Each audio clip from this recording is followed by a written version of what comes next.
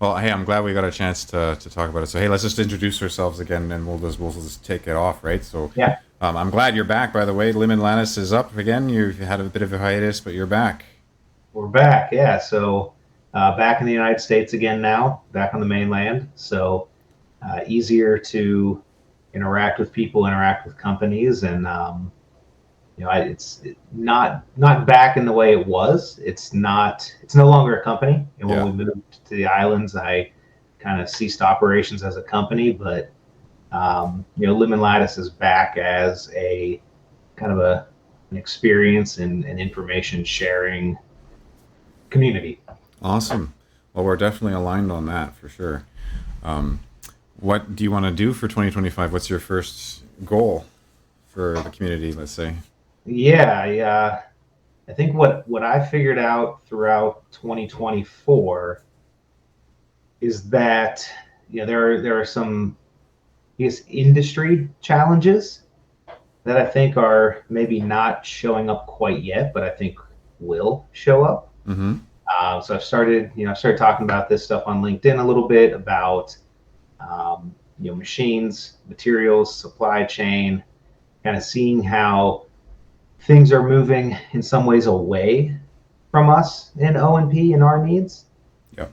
and trying to figure out, how do we as an industry kind of like stake our claim to 3D printing and kind of build something that people can then build on. So put some of these pieces in place, get some suppliers, manufacturers on board, so that when people are ready to jump in, they know where to go and how to get started easier. Fantastic. Yeah. And that's a great goal. And I think having the opportunity to really internalize that goal for the clinician from the clinician is going to be key because the size of the market in O&P is unfortunately super, super small. Yeah. And no manufacturing supplier or producer is going to target them with any real prospect of the profit Yep. margins they're expecting from any other industry. So to meet them on their terms involves showing up, wanting existing machines, using existing files, talking about existing design practice, and sort of taking an off-the-shelf product from them, right, and retrofitting it accordingly. So, it's going to be really important that you engage industry on their terms instead of waiting for them to pick up the difference coming in. Right. Because no one wants to take that risk on design. Yeah, especially the industry where it is now. We're maybe past the early adopter stage. Maybe just into that next part of the bell curve, Yeah, but it's still a small and kind of fractured market within O&P. Everyone's kind of doing, the people that are doing it are all doing their own thing to an extent. There's not like a cohesive push. So that's hard to get, yeah, like you said, anyone on board, manufacturers, suppliers. So uh, big picture, when it's fully developed and people are on board, we are a much bigger industry than we are right now in that yeah, way. So we yeah. can get there, but it's, yeah, the volumes that would be present now, yeah, it's not going to move the needle for these companies. No, yeah. And so, like, when I'm teaching companies to uptake printing, a common experience I've had, I think a few times now, is like, I had a very positive experience where one of the clients I worked with, they bought 5 to 10 printers up front, and it was a Mm-hmm. Sidewinder. It was a $400 printer. Everyone else was using it. It had good reviews. They set it up. They spent 6 months putting together a room. The buzz was palpable. Everyone was excited, and the results were perfect. They were great. They were getting great mileage out of these machines out of the box, and everything was running smoothly. But then within 4 6 months, right on cue, one after the other, on the same schedule, each of these machines started failing in the same Yep. predictable ways, and trying to engage the manufacturer of that printer was a huge struggle on Friction Point because they Yep. wouldn't support the last year's model. They've already have a lineup of new models ready, so you should just buy into the new one, they said. And then, a year and a half, 2 years later, I'm working with another company and saying, hey, this is where the success came from. Try this machine. Did the same thing, and the same 5 to 10 printers of the same generation Sidewinder were terrible. Like, out of the box issues right away. Out of the box, couldn't get basic material settings to run.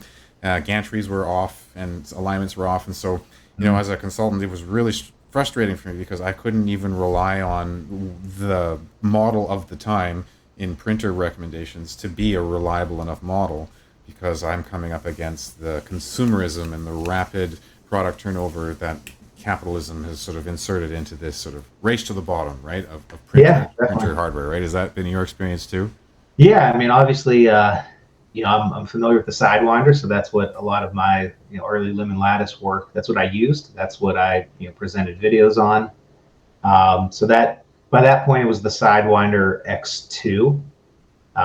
Going back to the Sidewinder X1, and this is a common theme, kind of across, especially the desktop, FDM, FFF printer world, is the Sidewinder X1 was bigger than other printers that were out, so that got people interested.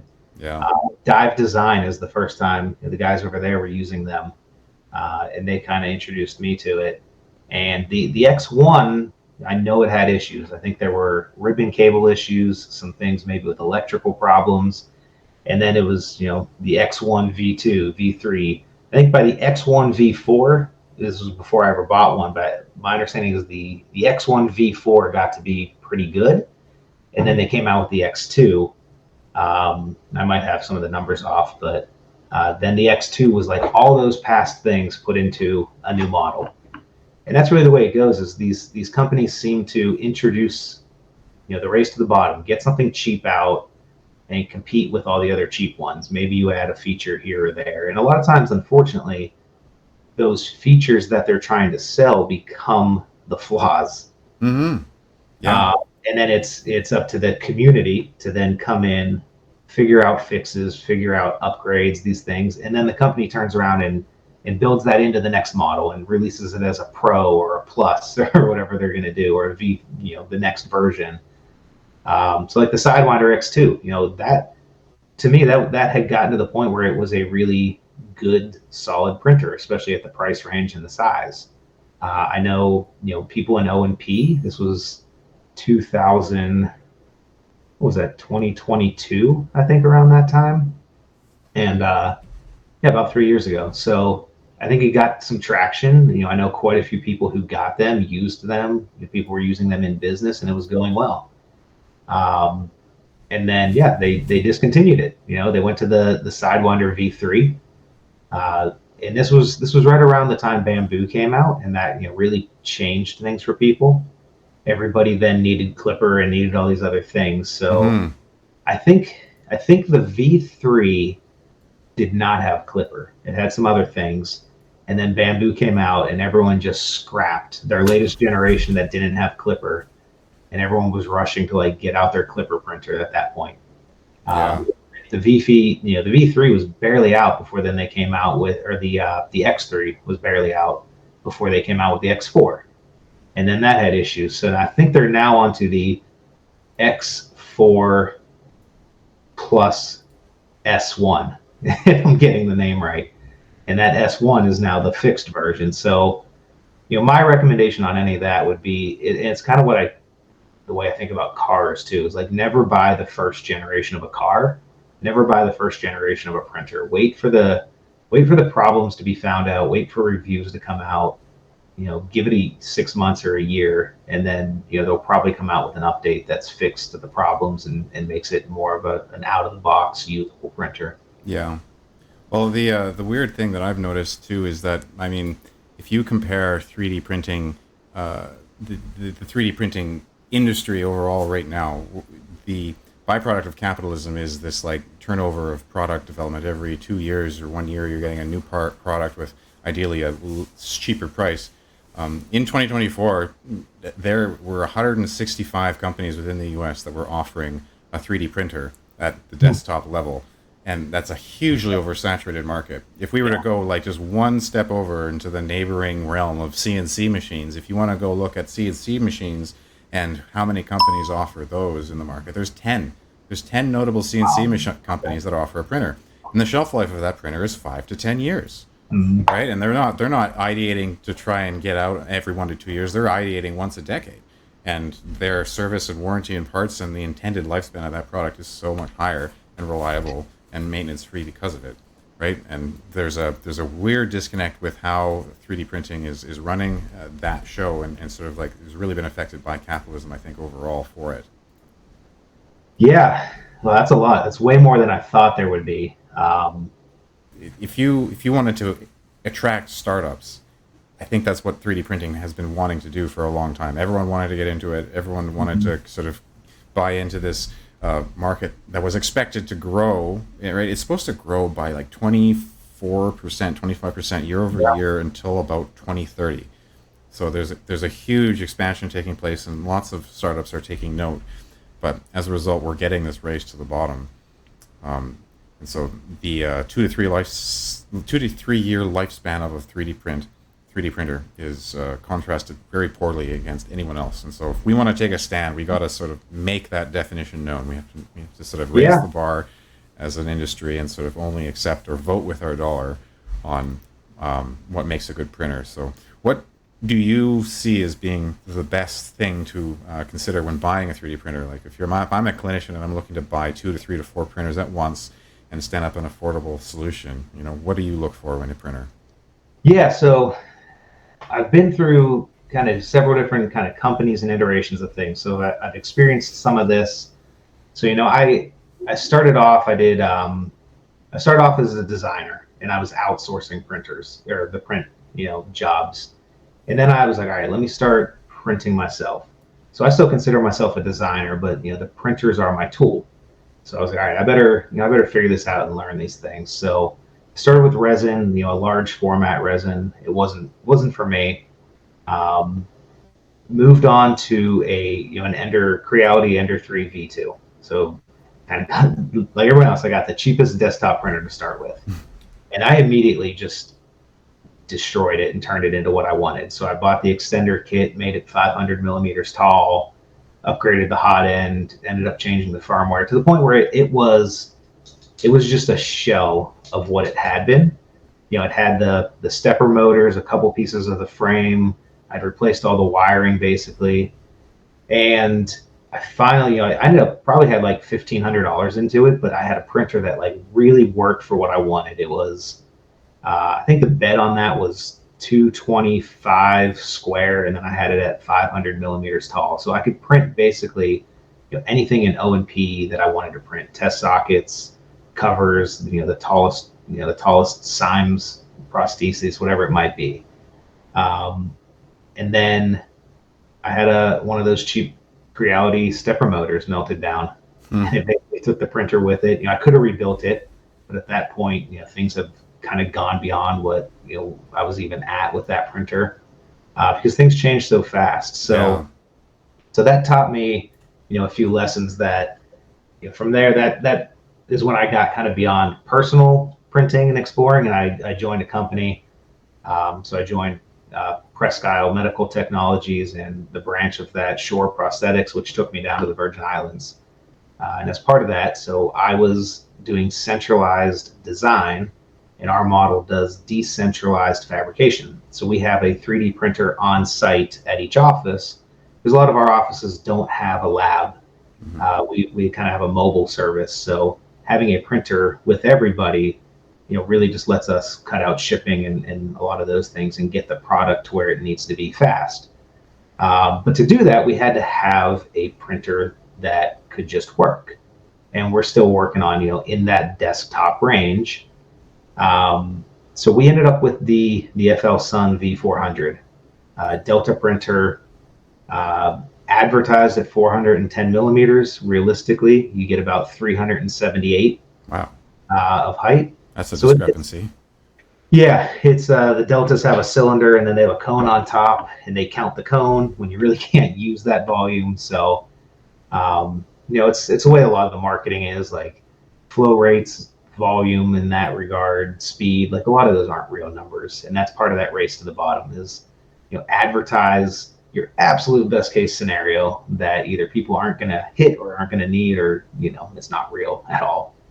Hmm. Um, so really what we found is the number one thing on O&P is size. That 378 millimeters, that gets us most of our BK sockets. So like it's a very functional size at 378. We can do a few of our transfemoral AK sockets, not all of them by any means. The Sidewinder at 400 millimeter Z height was better. Um, but what I really liked about the V400 that kind of taught me the next lesson in kind of turning this into a bigger operation is the maintenance side of it. So all these printers are going to break. There's going to be a flaw in all of them. The great thing we found with the V400 is the Delta print head could just pop off of the arms, disconnect the cables, and just replace the whole print head for, I think it was something like $120. So if something, the thermistors went bad on those, or if a nozzle came loose and a blob, took out your hot end, we would just buy a new print head. We have admins running our printers a lot of times, so it's easy for them. Just pop off the spring arms, put in the new cables, and you're on your way. You're good to go. It's actually one of the steps in assembling the printer, so it's super easy. So ease of maintenance we found is incredibly important to us. Yeah. Because we can just replace that piece, and then we don't have to scrap it.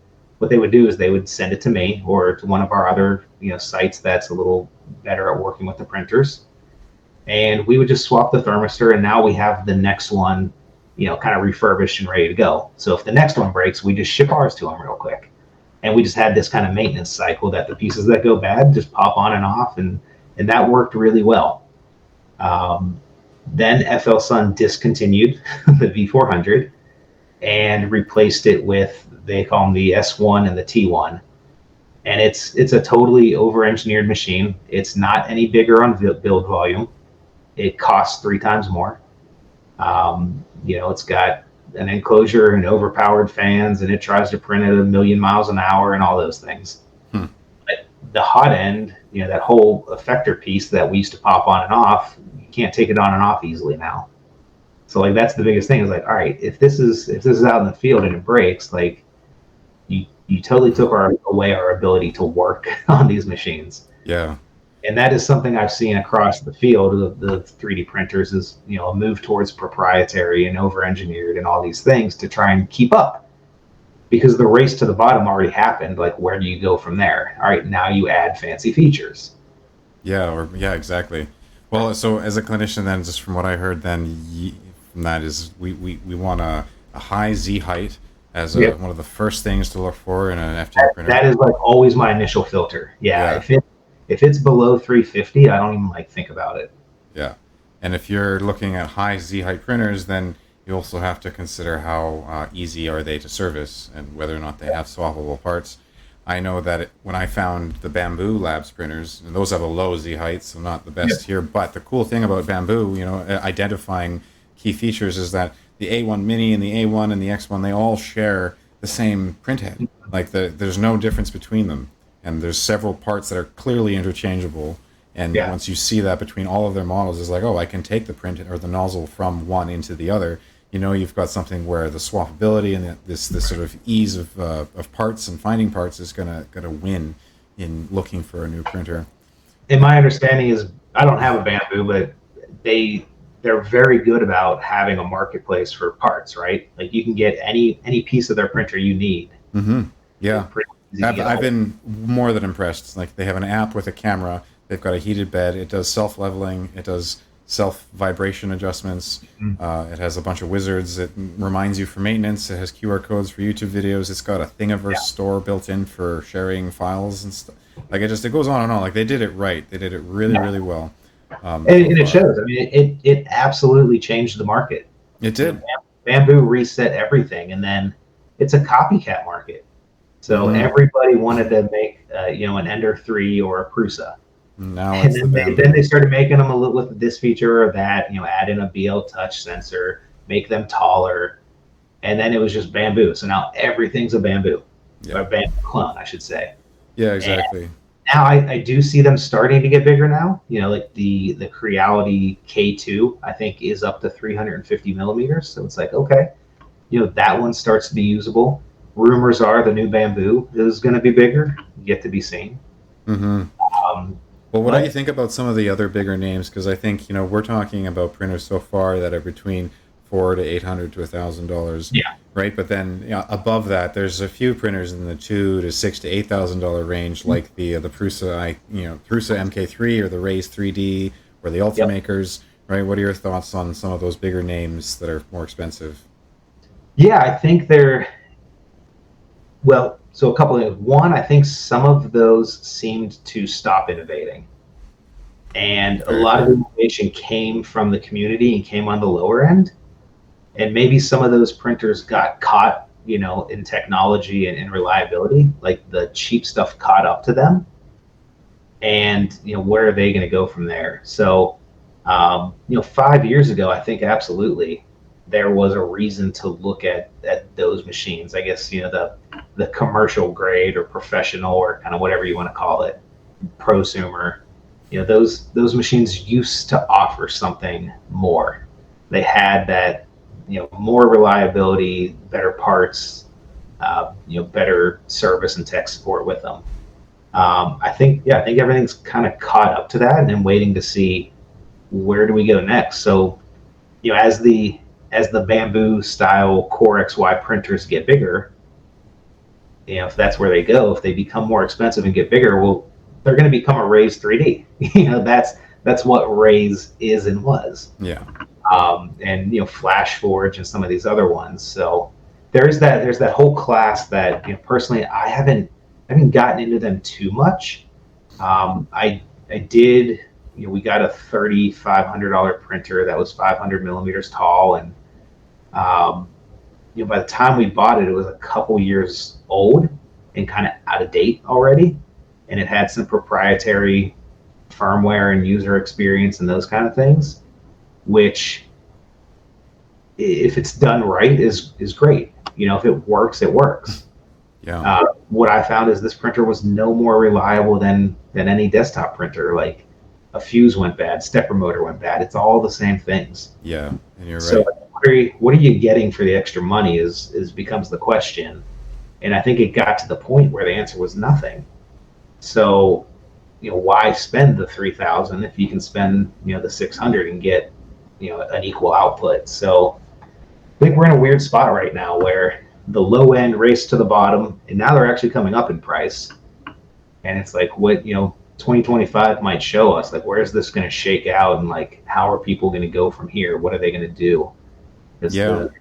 the copies are being made, so what next? Well, we like a consortium of recommendations and an official sort of response to what we want to see in a printer is going to be a great thing to tout in front of the 2025 race right now. But clinicians, if I have to tell them today, if they want to get started today, what should they do? What they get into? Because the race to the bottom is obviously one problem. The lack of innovation from existing higher tier printers is another.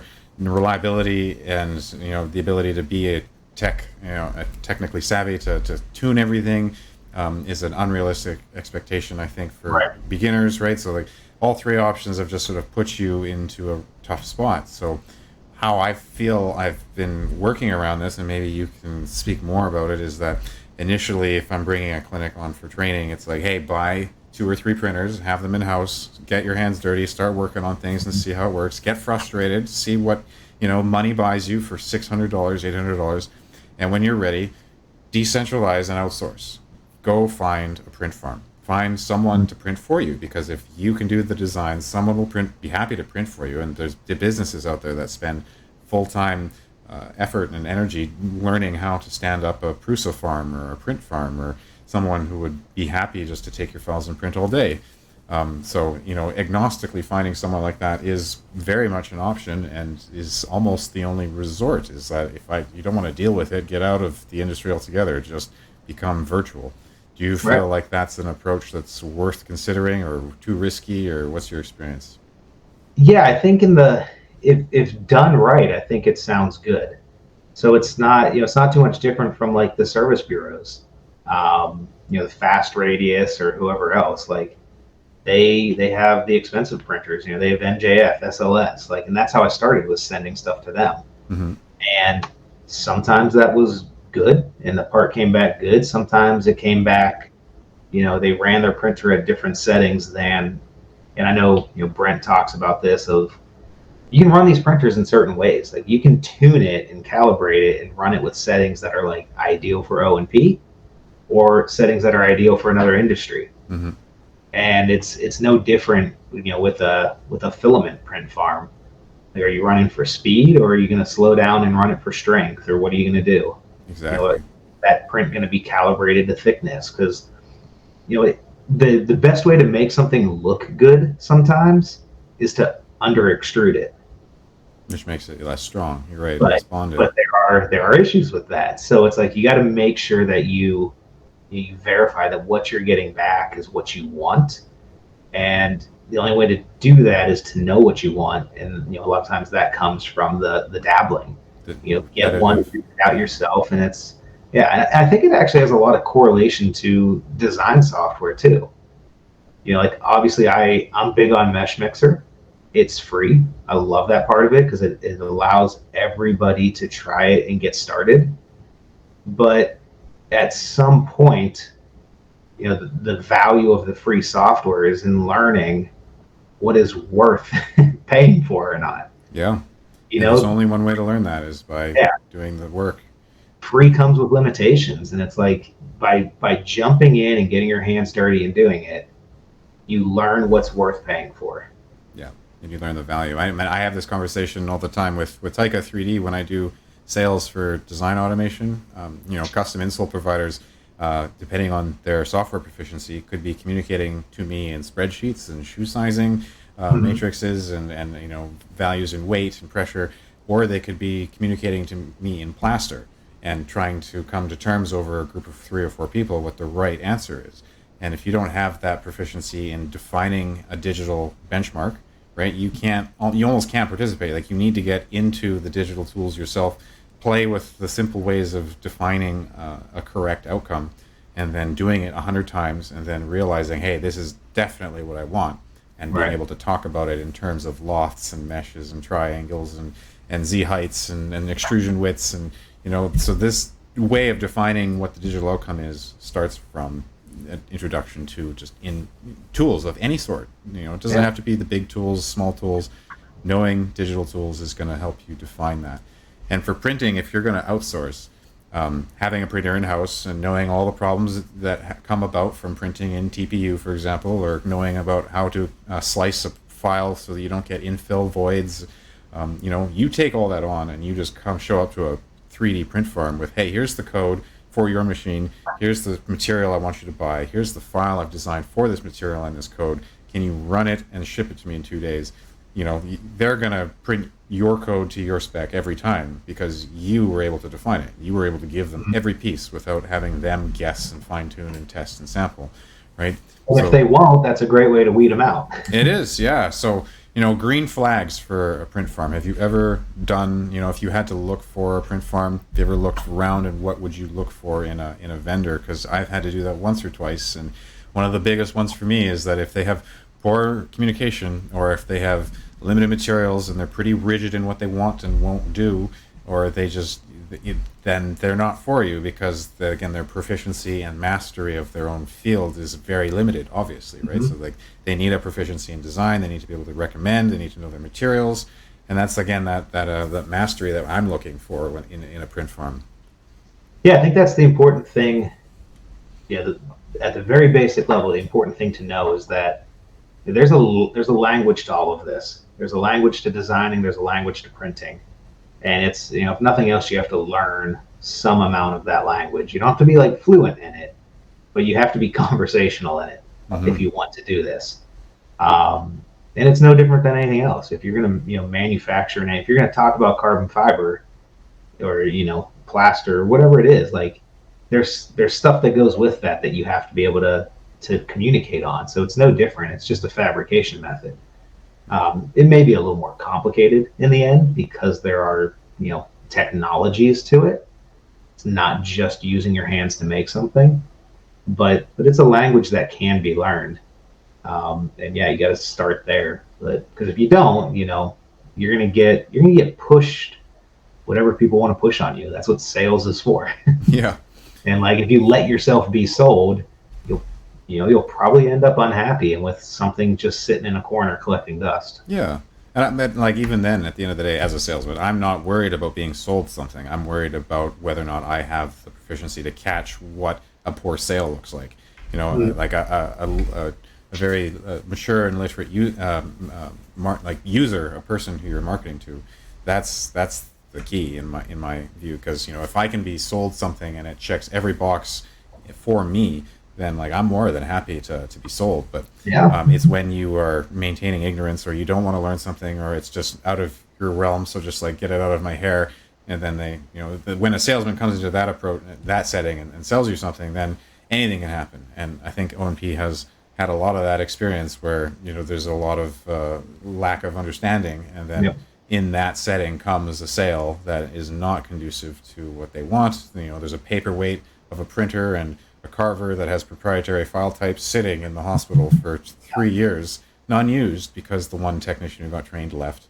Right? Like, there's all these dead ends that happen when a sale is done through an ignorant setting. So, sales isn't, I don't think, the bad thing, but if you're a literate consumer, the quality of who sells to you is just going to go up, right? Yep. You're not going to tolerate a lesser outcome. And that's a big thing in O&P. That may be because I think we all expected 5 years ago, like the hype and the momentum of 3D printing. I think maybe we all expected things to move a little faster than they have. But I think there's going to be pushback because the people calling the shots at a lot of the businesses are this older generation who they've been through it. Like they've had technology pushed at them before, and going back before 3D printing in O&P, there were a lot of other technologies that were pushed, and there's a lot of stuff that people spend a lot of money on that does not get used. Mm-hmm. So we're not fighting a battle like just on perceptions of 3D printing. We are fighting a battle on perceptions of technology being introduced into 3D into O&P. And there's a much longer history there of issues that we have to get past. Yeah, and I can totally see that, and it's amazing to hear some of the stories from the past about things that have been tried or tested. But if you want to get around that, the easiest way is to find a neutral no man's land of tools and softwares and hardware, Mm-hmm. because if they can survive and they're long standing and 4 industries use it, then there's something there that isn't trivial, that isn't about pushing a sale onto an ignorant user, right? The track record is so much better. And if you can define your own outcomes in neutral terms, then you're going to be able to move to the neighbor over if the person you're dealing with can't handle it, or you just don't like it. All of that is transferable if you have something like that. And I think that that probably also brings up the value of a consultant like yourself, or people can ask me if they have questions. But it's a lot to figure out, and there's not a lot of time in a busy workday to figure it out. So at some point, if you want to use it but you don't have the time, like reach out, ask the people who have been there and done that and tried stuff, and just it is a community. Like OE is a community, 3D printing is a community, and like people will help. If you look for assistance and information, you'll find it. Yeah. Well, anyone who buys my all access pass, I give them lifetime access to book my time for a 10-minute call, 15-minute call, Mm-hmm. leverage me professionally, ask me about your work and your stuff that you're working through. Like, I'm totally fine, and I enjoy getting exposed to people's sort of individual projects or innovation they're cooking up on the side. Like there's some real progress being made, I think, in the early adopter community, which is just, we got to spread the word. And now that you're back on the scene, I know you had sort of started a community right in the beginning, and I was sort of building one too. But I think now is the time to try that again, right? To have an innovation hub or a private members community, or to have somewhere where we can all freely talk and express these ideas without having to worry about the repercussions of it, and to be innovative. I think we're due at this point for some sort of members community. So I'm really happy to have you back on the scene for Limb and Lattice. It's definitely, you have as many followers as I do, and after all of my hard work, so you're no farther behind at this point. So I'm really that's happy just you're when here. people don't bother and unfollow. Well, hey, this has been great. I really think this has been a good talk on this kind of stuff. Where can people go to contact you or learn more about Limb and Lattice and what you're up to? Are you going to be still on LinkedIn? Yeah, so I mean the YouTube channel's still there. The old videos are still there. If people want to look how to just get started, I think that there's still some information there that is useful. Some of it's going to be outdated. I don't do things the same way in Mesh Mixer that I used to. I don't use the same slicer I used to or printer, but like a lot of the information I think will still be useful. Mm-hmm. But beyond that, yeah, LinkedIn is where I'll be the most active. If people send a message either to me personally or to the Limb and Lattice page is still on there. Mm-hmm. Anyone can reach out through either of those with a message, and that's probably the best way to get a hold of me. Fantastic. Well, hey, thank you so much for sharing everything that you've done so far, and we're looking forward to the next one. Yeah, thanks for having me on.